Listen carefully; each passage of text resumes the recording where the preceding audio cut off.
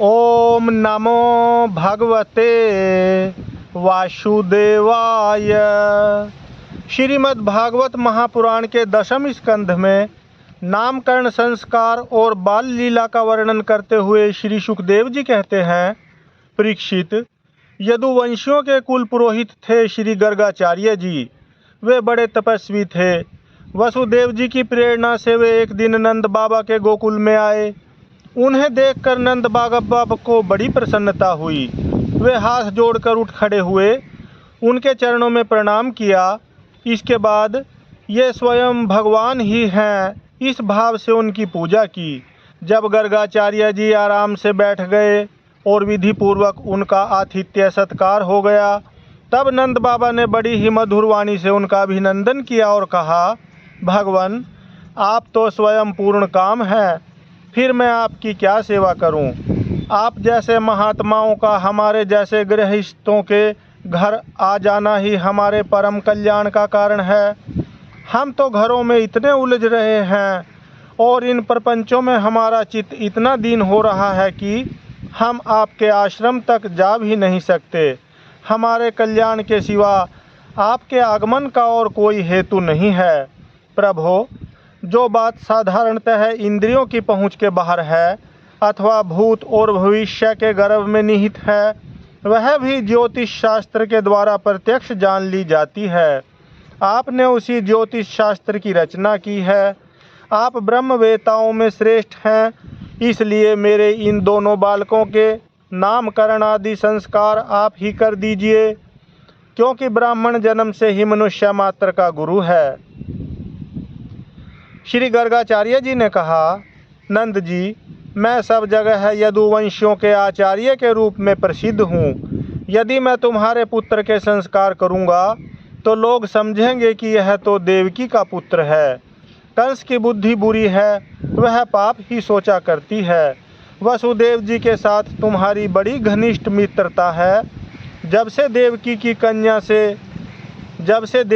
कन्या से उसने यह बात सुनी है कि उसका मारने वाला और कहीं पैदा हो गया है, तब से वह यही सोचा करता है कि देवकी के 8वें गर्भ से कन्या का जन्म नहीं होना चाहिए।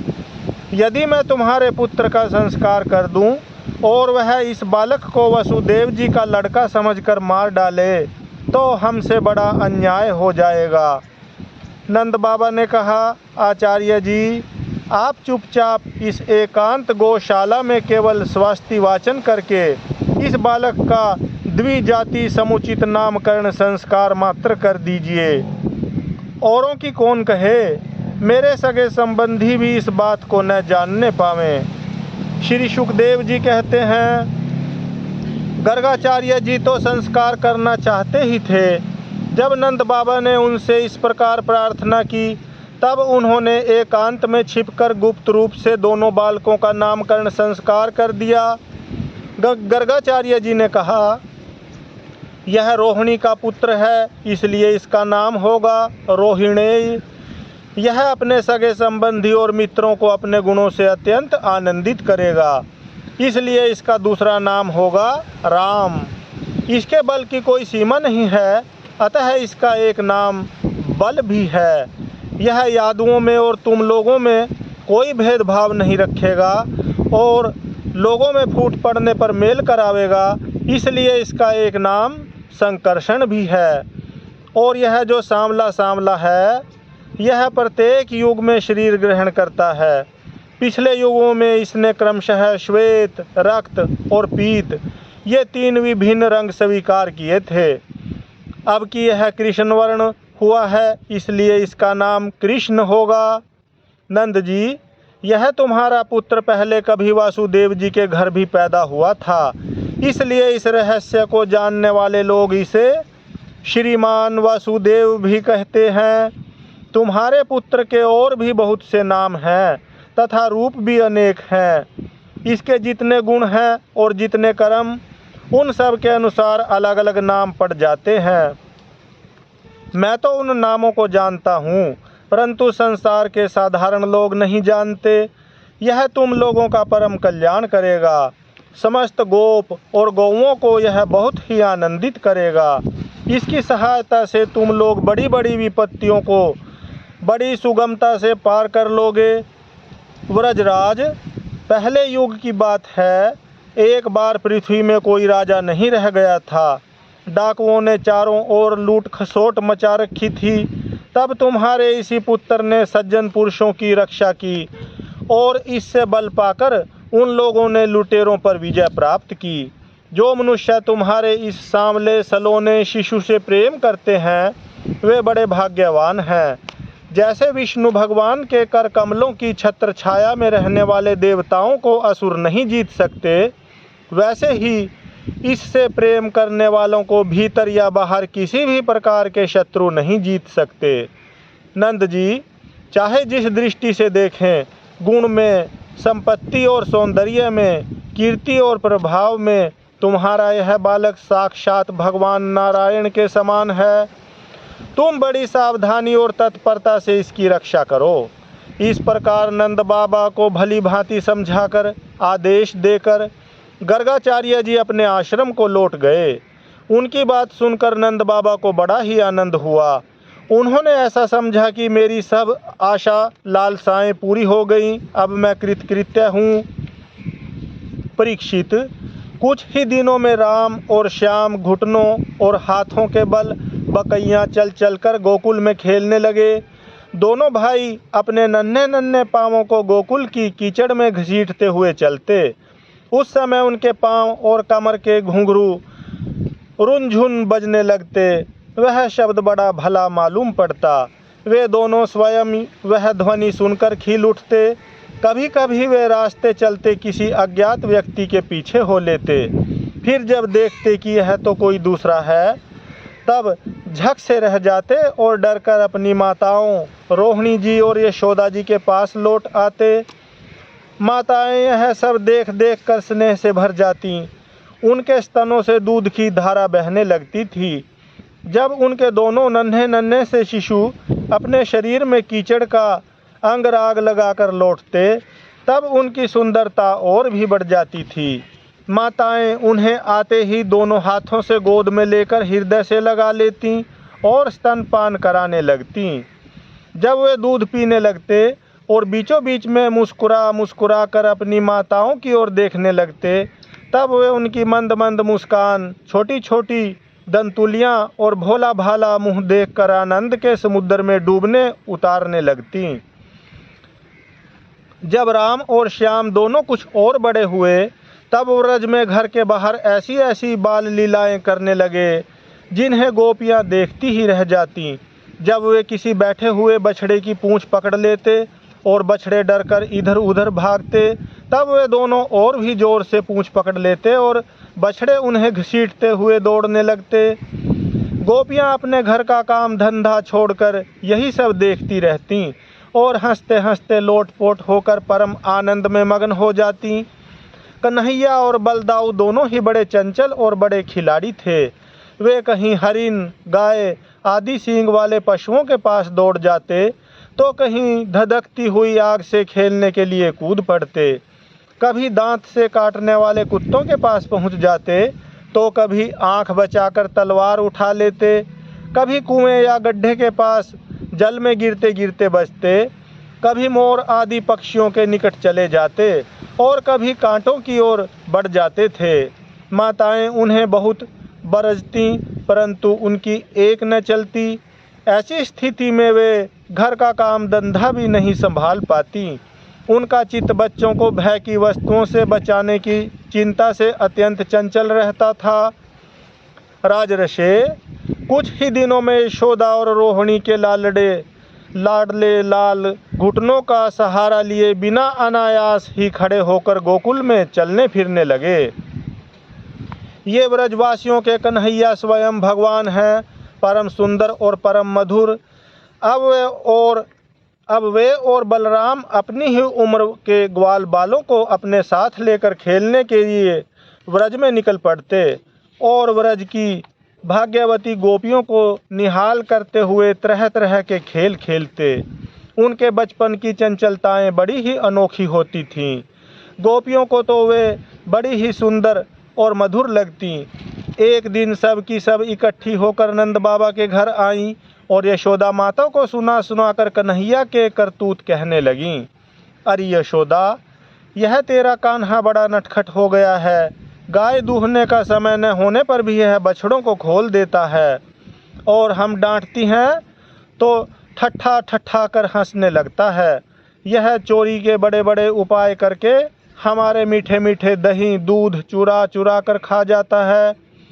केवल अपने ही खाता तो भी एक बात थी, यह तो सारा दही दूध वानरों को बांट देता है, और जब वे भी पेट भर जाने पर नहीं खा पाते तब यह हमारे माटों को ही फोड़ डालता है।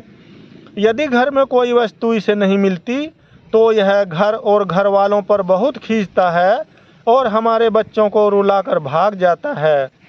जब हम दही दूध को छींकों पर रख देती हैं और इसके छोटे छोटे हाथ वहाँ तक नहीं पहुँच पाते, तब यह बड़े बड़े उपाय रचता है। कहीं दो चार पीड़ों को एक के ऊपर एक रख देता है, कहीं उखल पर चढ़ जाता है तो कहीं उखल पर पीड़ा रख देता है, कभी कभी तो अपने किसी साथी के कंधे पर ही चढ़ जाता है। जब इतने पर भी काम नहीं चलता तब यह नीचे से ही उन बर्तनों में छेद कर देता है। इसे इस बात की पक्की पहचान रहती है कि किस छींके पर किस बर्तन में क्या रखा है, और ऐसे ढंग से छेद करना जानता है कि किसी को पता तक न चले। जब हम अपनी वस्तुओं को बहुत अंधेरे में छिपा देती हैं, तब नंदरानी, तुमने जो इसे बहुत से मणिमय आभूषण पहना रखे हैं, उनके प्रकाश से अपने आप ही सब कुछ देख लेता है। इसके शरीर में भी ऐसी ज्योति है कि जिससे इसे सब कुछ दिख जाता है। यह इतना चालाक है कि कब कौन कहाँ रहता है इसका पता रखता है, और जब हम सब घर के काम धंधों में उलझ रहती हैं तब यह अपना काम बना लेता है। ऐसा करके भी ढिठाई की बातें करता है, उल्टे हमें ही चोर बनाता और अपने घर का मालिक बन जाता है। इतना ही नहीं, यह हमारे लिपे पूते स्वच्छ घरों में मूत्र आदि भी कर देता है। तनिक देखो तो इसकी ओर, वहाँ तो चोरी के अनेकों उपाय करके काम बनाता है, और यहाँ मालूम हो रहा है मानो पत्थर की मूर्ति खड़ी हो। वाह रे भोले भाले साधु। इस प्रकार गोपियाँ कहती जाती और श्री कृष्ण के भीत चकित नेत्रों से युक्त मुखमंडल को देखती जाती। उनकी यह दशा देखकर नंदरानी यशोदा जी उनके मन का भाव ताड़ लेती और उनके हृदय में स्नेह और आनंद की बाढ़ आ जाती। वे इस प्रकार हंसने लगती कि अपने लाडले कन्हैया को इस बात का उलाहना भी न दे पाती, डांटने की बात तक नहीं सोच पाती। एक दिन बलराम आदि ग्वाल बाल श्री कृष्ण एक दिन ग्वाल साथ खेल रहे थे। उन लोगों ने माँ यशोदा के पास आकर कहा, माँ, कन्हैया ने मिट्टी खाई है। हितैषिणी यशोदा ने श्री कृष्ण का हाथ पकड़ लिया। उस समय श्री कृष्ण की आंखें डर के मारे नाच रही थीं। यशोदा मैया ने डांट कर कहा, क्यों रे नटखट, तू बहुत ढीठ हो गया है। तूने अकेले में छिपकर मिट्टी क्यों खाई? देख तो तेरे दल के तेरे सखा क्या कह रहे हैं। तेरे बड़े भैया बलदाऊ भी तो उन्हीं की ओर से गवाही दे रहे हैं। भगवान श्री कृष्ण ने कहा, माँ, मैंने मिट्टी नहीं खाई, ये सब झूठ बक रहे हैं। यदि तुम इन्हीं की बात सच मानती हो तो मेरा मुंह तुम्हारे सामने ही है, तुम अपनी आँखों से देख लो। यशोदा जी ने कहा, अच्छी बात है, यदि ऐसा है तो मुंह खोल। माता के ऐसा कहने पर भगवान श्री कृष्ण ने अपना मुंह खोल दिया। परीक्षित, भगवान श्री कृष्ण का ऐश्वर्य अनंत है, वे केवल लीला के लिए ही मनुष्य के बालक बने हुए हैं। यशोदा जी ने देखा कि उनके मुंह में चार चर अचर संपूर्ण जगत विद्यमान है।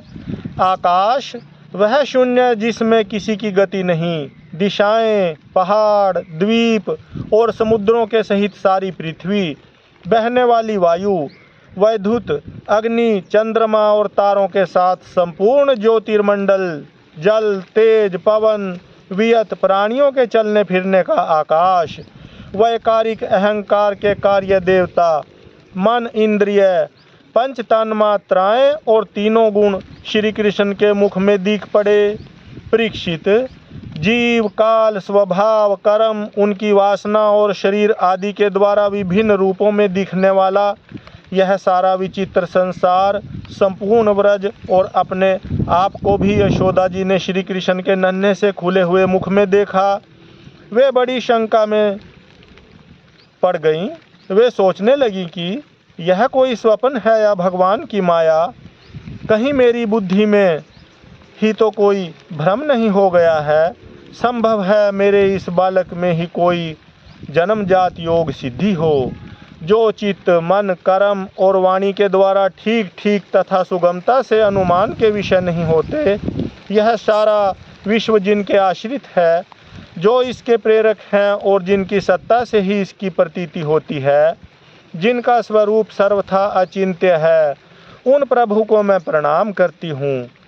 यह मैं हूँ और ये मेरे पति तथा यह मेरा लड़का है। साथ ही मैं व्रज राज की समस्त संपत्तियों की स्वामिनी धर्मपत्नी हूँ। ये गोपियाँ, गोप और गोधन मेरे अधीन हैं, जिनकी माया से मुझे इस प्रकार की कुमति घेरे हुए है। वे भगवान ही मेरे एकमात्र आश्रय हैं। मैं उन्हीं की शरण में हूँ। जब इस प्रकार यशोदा माता श्री कृष्ण का तत्व समझ गईं, तब सर्वशक्तिमान सर्वव्यापक प्रभु ने अपनी पुत्र स्नेहमयी वैष्णवी योग माया का उनके हृदय में संचार कर दिया। यशोदा जी को तुरंत वह घटना भूल गई। उन्होंने अपने दुलारे लाल को गोद में उठा लिया। जैसे पहले उनके हृदय में प्रेम का समुद्र उमड़ता रहता था, वैसे ही फिर उमड़ने लगा। सारे वेद, उपनिषद, सांख्य, योग और भक्तजन जिनके महात्म का गीत गाते गाते अघाते नहीं, उन्हीं भगवान को यशोदा जी अपना पुत्र मानती थीं। हरि ओम तत्सत, हरि ओम तत्सत, हरि ओम तत्सत, हरि ओम तत्सत।